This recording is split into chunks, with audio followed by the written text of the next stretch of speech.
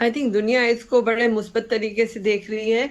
और मैं तो मुबारकबाद दूंगी ऑर्गेनाइजर्स को, क्योंकि बड़ी खुश उसलूबी से ये सारा बड़ा डॉन्टिंग टास्क था जो अंजाम दिया गया है। आप देखिए, इतनी ज्यादा डेलीगेशन इस्लामाबाद में बड़े अरसे बाद आई हैं, और उन सब का जिस तरह से इंतजामात किए गए। And the best part is कि एससीओ का अभी जो इस्लामाबाद कम्युनिके, जॉइंट कम्युनिके इशू हुआ है, वो हम्म। भी टाइमली हुआ। एवरीथिंग, हर चीज जो है वो बड़े अच्छे तरीके से हुई है। तो ये पाकिस्तान के लिए एक फख्र भी है, और पाकिस्तान की एक इमेज को मजीद बढ़ाता है। हम्म। जी, पाकिस्तान की जो इमेज है वो इंटरनेशनली सतह पर है, अच्छी तरीके से बिल्ड हो रही है। डॉक्टर इश्तियाक साहब से बात करते जी हैं। हाँ। डॉक्टर साहब, इस फोरम का पाकिस्तान में होना, इस कॉन्फ्रेंस का पाकिस्तान में होना कितनी अहमियत रखता है? जो पाकिस्तान को दरपेश चैलेंजेस हैं, कुछ का जिक्र आज प्राइम मिनिस्टर ने अपने इफ्तिताही खिताब में भी किया, अफगानिस्तान से मुतल्लिक कुछ बात की उनकी जानिब से, फिर इसी तरह से इलाके रवाबत पर बात की है कि सब मिलकर एक दूसरे की मैशत को या फिर इस रीजन की मैशत को कैसे बेहतर कर सकते हैं। तो आप क्या समझते हैं कि पाकिस्तान इस फोरम से किस तरह से फायदा उठा सकता है? देखिए, ये फोरम जो है ये शंघाई 5 से निकला था, सन 2001 में बना। उससे पहले काफी साल तक शंघाई 5 चलती रही थी। इसका जो रूह रवा है वो चीन है। जी जी। और चीन वो मुल्क है जिसके साथ हमारे बड़े देरीना ताल्लुकात हैं। तो चाइना के साथ बायलैटरल रिलेशंस तो हमारे उस वक्त ही शुरू हो गए थे जब चाइना बना था।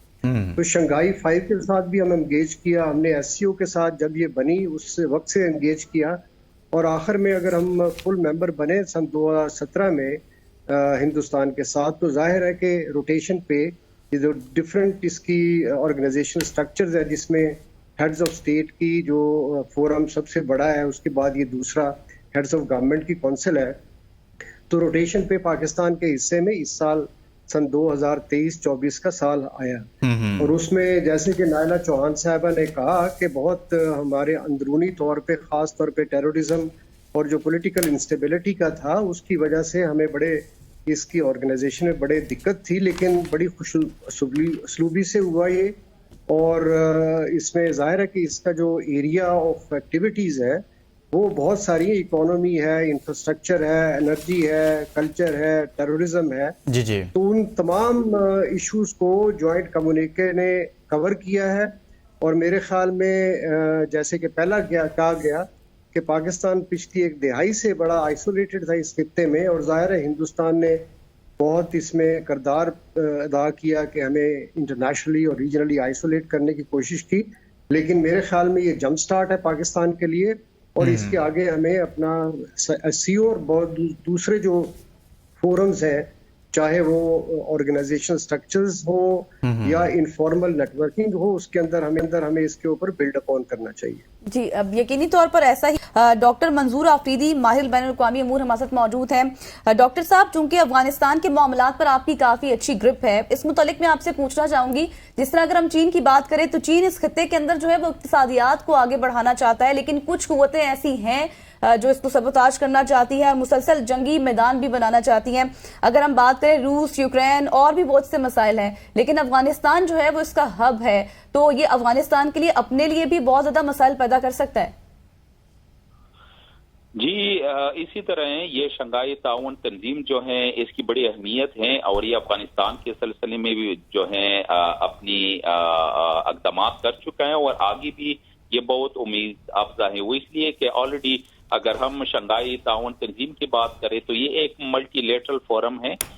इसमें मुख्तलिफ मौज़ूआत पे बात होती हैं, जिसमें तिजारत भी है, जिसमें रीजनल इंटीग्रेशन है, जिसमें कौमी सलामती के मसाइल है, ड्रग ट्रैफिकिंग है, तवानाई की हिफाजत या जो एनर्जी रिसोर्सेज उनकी सप्लाई है, इन सब पे बात होती है। लेकिन मेरे ख्याल में इसकी जो इब्तिदा है वो यही सलामती, सिक्योरिटी के मसाइल से हुई थी, क्योंकि जो बॉर्डर मैनेजमेंट है चाइना का रशिया के साथ, रूस का वस्ती एशियाई ममालिक के साथ, और इन ही सेंट्रल एशियन रिपब्लिक का फिर चीन और रूस के साथ, तो इन्होंने जो पहले माहिदे किए थे 1996 में, 97 में, उन माहिदों की रूह से इनके जो सरहदात हैं वो उन पे जो सलामती है उनको काफी यकीनी बनाया गया था। फिर इसी तंजीम के अंदर जो एक ज़िली इदारा है जिसको रेड्स कहते हैं, रीजनल एंटी टेररिस्ट स्ट्रक्चर, तो इसकी भी बड़ी अहमियत है और काफी हद तक इस इदारे ने काम भी किया है। और जो इस तंजीम के सामने जो 3 बड़ी ईवल्स थे, यानी सेपरेटिज्म, टेररिज्म और एक्सट्रीमिज्म, उनको काबू करने के लिए तंजीम ने बड़े इक़दाम किए। अब अफगानिस्तान के हवाले से इस तंजीम का ऑलरेडी एक ग्रुप मौजूद है जिसको SCO contact group on Afghanistan कहते हैं, और उस हवाले से जब भी अफगानिस्तान का कोई भी मसला दरपेश हुआ हो तो अफगानिस्तान को एतमाद में लिया गया है, और इस खित्ते के जितनी भी ममालिक हैं, यानी जो इस SCO के या तो बाकायदा मुस्तकिल मेंबर्स हैं या फिर मुबस्सिरीन हैं, तो उनको एतमाद में लेके अफगानिस्तान पे जो है मुख्तलिफ कॉन्फ्रेंसेस और डिस्कशंस हो चुकी हैं। अब अफगानिस्तान जो है बाकायदा इसका स्टेटस और मकाम जो है इसी तंजीम के अंदर वो गेस्ट अटेंडी से ऊपर एलिवेट करके अब बाकायदा मुबस्सिर की हैसियत दी गई है। तो बिलाशुबा कि ये सारे ममालिक जो अफगानिस्तान के इर्द गिर्द हैं, जिसमें ये ज्यादातर SCO के मेंबर्स ममालिक आते हैं, तो इनके लिए अफगानिस्तान जो है इस पे खदशात जो है वो जाहिर भी की जाती है, लेकिन मुस्तकबिल में ये एक अपॉर्चुनिटी के तौर पे भी सामने आ सकते हैं। अभी पिछले दिनों जो 5 अक्टूबर को जो मॉस्को फॉर्मेट हो चुका है, और उसका भी यही मेन मकसद था कि अफगानिस्तान के मुस्तकबिल के हवाले से जो है कुछ किया जाए। उसमें पाकिस्तान भी मौजूद था, चीन भी और दूसरे वसी एशियाई ममालिक भी मौजूद थे। तो यही ममालिक इसी शंघाई कोऑपरेशन ऑर्गेनाइजेशन के अंदर भी मौजूद हैं। अफगानिस्तान के हवाले से खा वो सलामती का मसला हो, खा वो ड्रग ट्रैफिकिंग हो, खा वो महाजिरीन का मसला हो, या अफगानिस्तान का आलमी सतह पे जो डिप्लोमेटिक रिकग्निशन है बाकायदा सफारती सतह पे तस्लीम करना है, या अफगानिस्तान के जो मुंजमद असासे हैं उनको दोबारा जो है रिलीज करवाना है, उनमें से पाबंदी हटवाना है।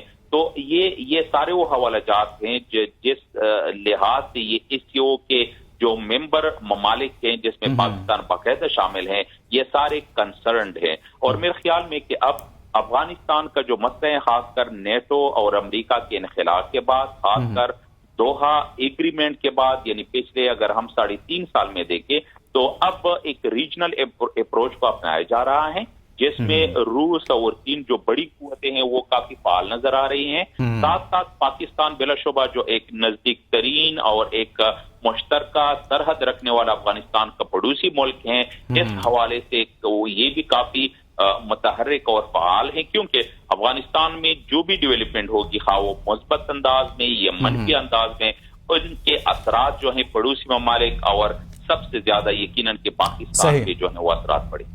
ठीक है खालिद जमील साहब, अगर इन्हीं तमाम तर चैलेंजेस को या इन तमाम उमूर को जो इस इजलास में डिस्कशन का हिस्सा है या जिनका जिक्र प्राइम मिनिस्टर ऑफ पाकिस्तान करते हैं, चाहे वो अफगानिस्तान हो, चाहे फिर हमारी मईशत का मामला हो या फिर इस रीजन की मईशत और स्टेबिलिटी का मामला हो, जब तक पाकिस्तान खुद से अंदरूनी तौर पर मजबूत नहीं होगा, यहाँ पर स्टेबिलिटी नहीं होगी, तो आप समझते हैं कि पाकिस्तान को इस पर भी काम करने की जरूरत है ताकि ये जो फोरम्स हैं, ऐसी कॉन्फ्रेंसेज हैं, उसके मौसर असरात जो हैं वो भी मुरतब हो सकें और अच्छे नताइज बरामद हो सकें। देखिए, जब हम ये बात करते हैं कि अफगानिस्तान के अंदर सियासी इस्तेहकाम होना चाहिए, अमन और अमान होना चाहिए, तभी इस रीजन के अंदर कनेक्टिविटी, ट्रेड और इकोनॉमिक कोऑपरेशन बढ़ सकता है, तो फिर हम पाकिस्तान को नहीं भूल सकते। पाकिस्तान में भी वो सारे बुनियादी तकाजे होने चाहिए, तभी मामला आगे बढ़ेंगे। जैसे मैंने अभी पहले हम बात कर रहे थे तो मैंने CPEC का जिक्र किया, मैंने वन बेल्ट वन रोड का जिक्र किया, फिर आपको इंटरनेशनल नॉर्थ साउथ कॉरिडोर का जिक्र किया। तो ये सारी चीजें आपकी जब प्रमोट हो रही हैं, और अभी ज्वाइंट कम्युनिके आया है, इसके अंदर देखें वो बात कर रहे हैं कि यूरो एशियन पार्टनरशिप की बात की जा रही है इसके अंदर के SCO का और यूरोपियन एशियन इकोनॉमिक यूनियन जो है और फिर आसियान का, इनकी कनेक्टिविटी की पार्टनरशिप की बात की जा रही है। हमें इतने बड़े अपॉर्चुनिटी से फायदा हम कैसे उठा सकते हैं? देखें, हमें ये देखना होगा कि जहां अफगानिस्तान के अंदर अगर मसाइल हैं या पाकिस्तान के अंदर वैसे मसाइल हैं, तो उनकी बुनियादी जड़ क्या है। मुझे ये लगता है कि हमने अपना एक पॉलिसी शिफ्ट किया है थोड़ा सा, कि हम ये समझते हैं कि खैबर पख्तूनख्वा या बलूचिस्तान के अंदर जो CPEC को नुकसान पहुंचाने वाले एलिमेंट्स हैं, उनकी रूट कॉजेज या जड़ें जो हैं वो इंडिया के साथ जुड़ी हुई हैं। इवन कराची के अंदर भी अमन अमान के जो मसाइल हैं और इसके ठोस शवाहिद पाकिस्तान के पास है। आज हम जो है कि इंडिया को भूल चुके हैं, हम सारा का सारा मलबा अफगानिस्तान पे डाल रहे हैं। हमारे प्राइम मिनिस्टर साहब ने भी आज खिताब किया और कहा जी अफगानिस्तान के अंदर ये होना चाहिए, ये होना चाहिए, उनके साथ ये करना चाहिए, वो करना चाहिए। अब इंडिया अगर क्रॉस टेररिज्म की बात कर रहा है, इंडिया ये बात कर रहा है जी कि इंतहा पसंदी की, इंडिया बात कर रहा है पसंदी की, अगरचे SCO की ये फंडामेंटल बेसिक प्रिंसिपल्स हैं, तो क्रॉस बॉर्डर टेररिज्म का शिकार तो पाकिस्तान भी हो रहा है, चाहे वो ईस्टर्न साइड से हो या वेस्टर्न साइड से हो। तो हमें भी जरा खुल के बात करनी चाहिए इसको कि region connectivity, regional cooperation, regional ये सारे जो समरात हम तभी उठा सकते हैं कि जब हम जहां वेस्टर्न अफगानिस्तान के ऊपर हम वहां पे कुछ ग्रुप्स ऐसे हैं कि जो पाकिस्तान के अंदर मुदाखलत कर रहे हैं, दहशतगर्दी कर रहे हैं, हमें उन ग्रुप्स को और अफगान हुकूमत को अलग अलग करके ट्रीट करना होगा। हमें ये नहीं है कि हम जैसे उन दहशतगर्द ग्रुपों को हम ट्रीट कर रहे हैं वैसे ही अफगानिस्तान की हुकूमत को ट्रीट करेंगे, जैसे ये भी वही दहशतगर्द ग्रुप है। हमने बदकिस्मती से ज्यादा जो है कि हमने उन दहशतगर्दों के साथ साथ अफगानिस्तान हुकूमत के ऊपर वैसा ही हमने जो है कि रवैया अपना लिया, जिसको हमें रिव्यू करने की जरूरत है। और दूसरा जो है कि हमें ये जरा खुल के बात करनी चाहिए कि हमने क्या जो ईस्टर्न साइड से जो क्रॉस बॉर्डर टेररिज्म हो रही थी या कश्मीर के अंदर 70-80 साल से जो कुछ हो रहा है, क्या हम उसको भुला चुके हैं?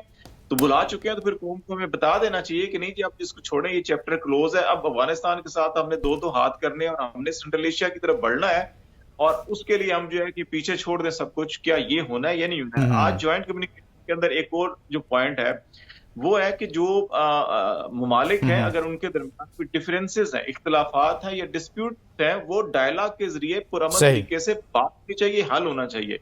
तो वो तो मसला कश्मीर भी अभी मौजूद है। अगर ईरान ये कह रहा है कि आपका वन बेल्ट वन रोड या ये तमाम इंटरनेशनल इंटरकनेक्टिविटी जो है वो उस वक्त तक फायदे नहीं उठा सकेंगे जब तक मिडिल ईस्ट के अंदर अमन नहीं होगा, और उसकी बुनियादी रूट कॉज जो है फलस्तीन है।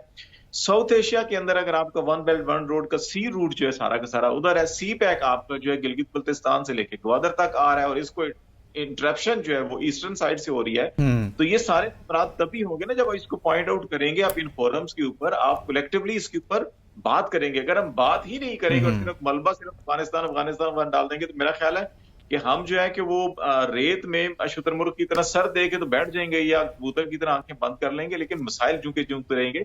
हमें इसके ऊपर भी जरूर बात करनी चाहिए। और इन जो जेन्युइन कंसर्न्स हैं जो साउथ एशिया के अंदर, ना अभी साउथ एशिया, सेंट्रल एशिया, आपका ईस्ट एशिया, ये तीन जब हम अभी मैंने एक पॉइंट आपको बताया इस मुश्तरका एलामिया का जिसमें यूरेशियन पार्टनरशिप की बात की जा रही है या एससीओ की और यूरोपियन इकोनॉमिक यूनियन की बात की जा रही है, आसियान की, तो वो तो इस तरफ जा रहे हैं। तो आप इस तरफ अगर जा रहे होंगे तो साउथ एशिया अगर दरमियान में डिस्टर्ब होगा तो आपकी सारी की सारी ये जो कनेक्टिविटी लाइन है डिस्टर्ब हो जाएगी। तो इसलिए मेरा ख्याल है कि इन कोर इश्यूज को हमें जरूर एड्रेस करना होगा।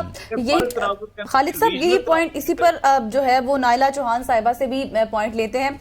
नाइला साहिबा, जब बात जैसे कि अभी खालिद साहब भी कर रहे थे, जब बात हम एजेंडे की बात करते हैं तंजीम के तो पीस, प्रोस्पेरिटी और स्टेबिलिटी की बात होती है।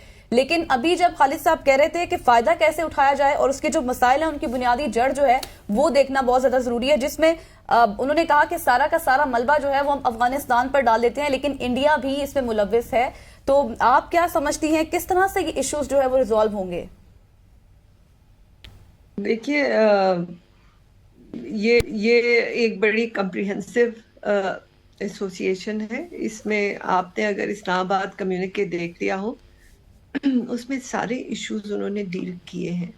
अफगानिस्तान पे ही मलबा नहीं फेंका गया बल्कि अफगानिस्तान को एक अहम मुल्क करार दिया गया है फॉर कनेक्टिविटी, कि उधर स्टेबिलिटी होना ज़रूरी है, वहाँ पे इकोनॉमिक डेवलपमेंट होना ज़रूरी है, और अगर अफगानिस्तान की तरक्की होगी तो रीजन की कम्युनिकेशन और कनेक्टिविटी बढ़ेगी।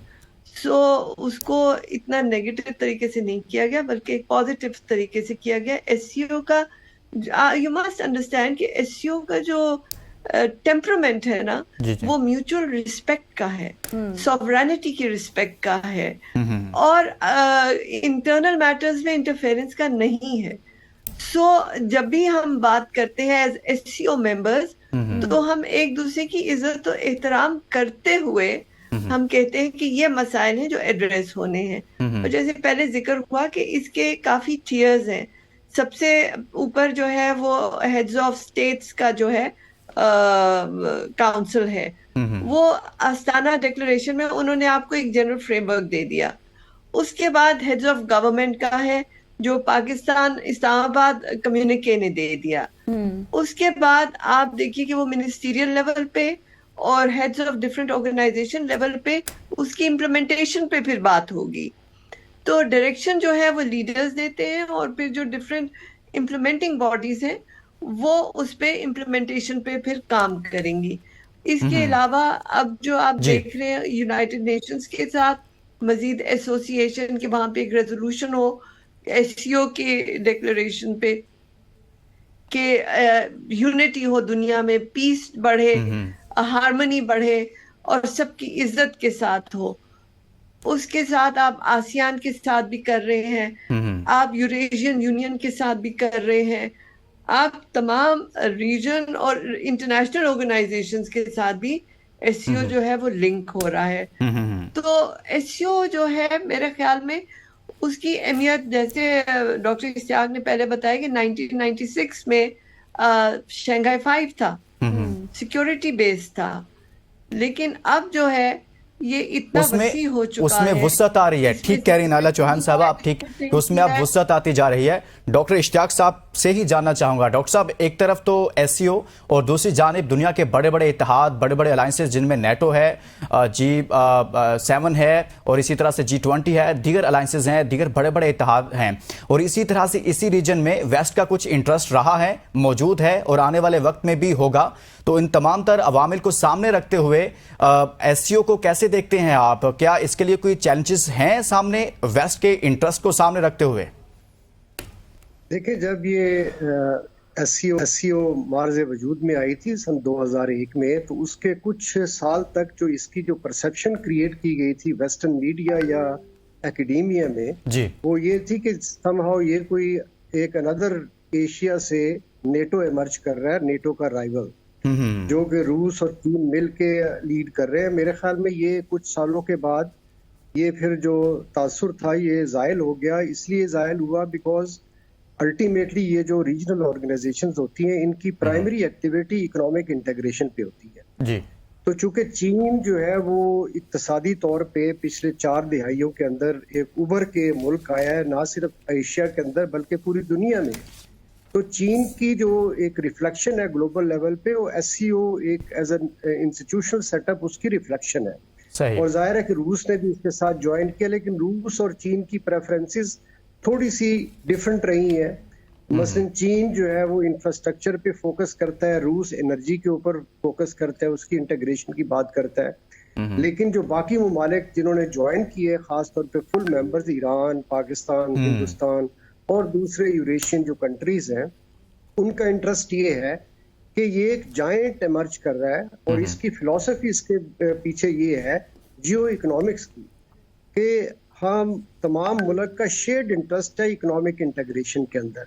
इसका जो दूसरा मॉडल है वो अमेरिका लीड करता है, जिसमें जियो पॉलिटिक्स पे फोकस होता है, जहाँ पे कॉन्फ्लिक्ट, वॉर आपको पीछे की तरफ धकेला जाता है। तो पाकिस्तान ने बड़ा अच्छा किया कि इसके लिए तगोदो की और इसके बाद फुल मेंबर बना।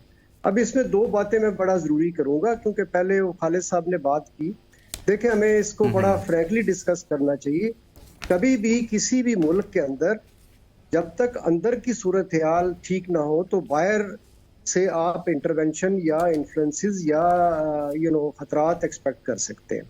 तो हमें अंदर फोकस करना चाहिए। हमारी फॉरेन पॉलिसी में कॉन्ट्रडिक्शन मेन ये है कि हम जियो इकोनॉमिक पिवट की तो बात करते हैं, पिछले 10 साल से ये डिस्कोर्स चल रहा है। हाँ। लेकिन उसकी जो प्राइमरी प्रीकंडीशन है वो ये है कि अंदर जो हमारी सिक्योरिटी, पॉलिटिकल और इकोनॉमिक, आप कह रहे हैं जो डोमेस्टिक हमारे अवामिल हैं उस पर हम कोई मौसर काम नहीं कर पा रहे,